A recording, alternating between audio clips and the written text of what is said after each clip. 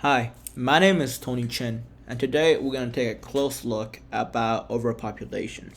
Before we head in, I want you guys to imagine a world where crowded space and scarce resources are the norm due to overpopulation. This present issue impacts everything from our environment to our daily lives, connecting global ecosystem to local communities. Around the world, innovative solutions are taking shape aiming for a sustainable balance. Let's explore how we can contribute to a future where humanity and the planet thrive together. So, why we care about it? Because this future begins with our choices today. So, what exactly is overpopulation?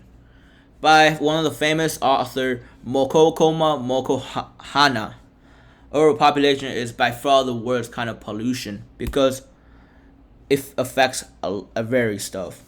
Increasing economic growth, lack of housing schools, lack of infrastructure, poor living, increasing pollution and waste. So what causes are those? There are a big factor I will name four. High birth rate, lack of reproductive education, family planning, and better health facility, which decrease in death rate. And globally, it has environmental impact, social and economic challenges.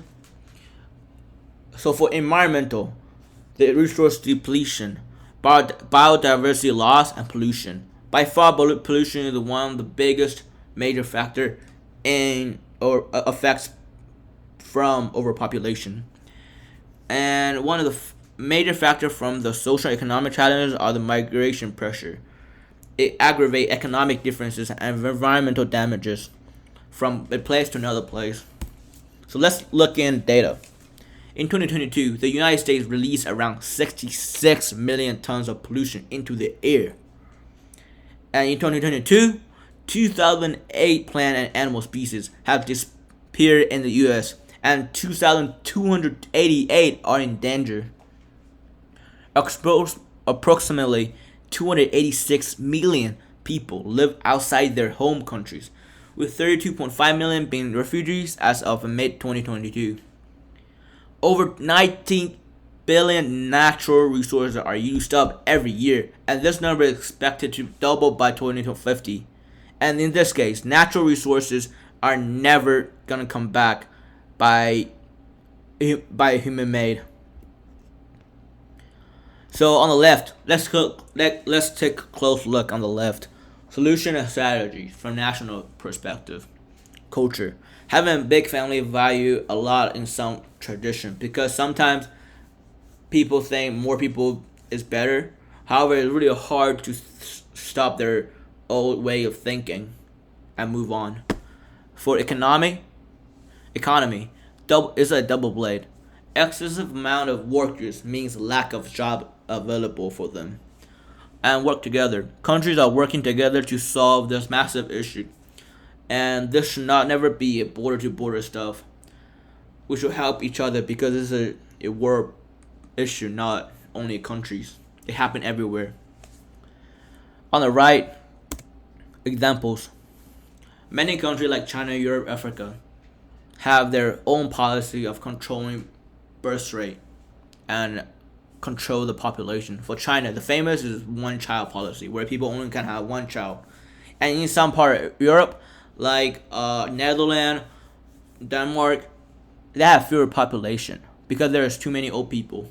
When they give it a birth, they will reward it by the government and paid by each child. And this especially program called Universal Child Benefit. In Africa, they focus on more education and health to make sure they get life among the population. This will affect in the future where they don't have massive birth rate, and instead they will control after they get balanced with the death rate too. Local. When I go to the Japan in recent year, like this summer, and when I'm walking Ginza Tokyo, it's a nightmare where you barely can breathe and have a living space by yourself. You have to touch shoulder by shoulder in the subway, on the street, even at a store. Japan's history and vision and participation in the world led to a steep economic decline after being defeated. Numerous opportunities for employment and education are available. The resulting population growth has led to challenges like housing shortage, traffic, and environmental degradation. From 1945 to 1991, Japan experienced a period of remarkable economic growth due to the population boom. And however, due to the now resulting in an aging population and declining birth rate, Tokyo's population continues to grow, posing current challenges. And here's the video showing the Shibuya crossing.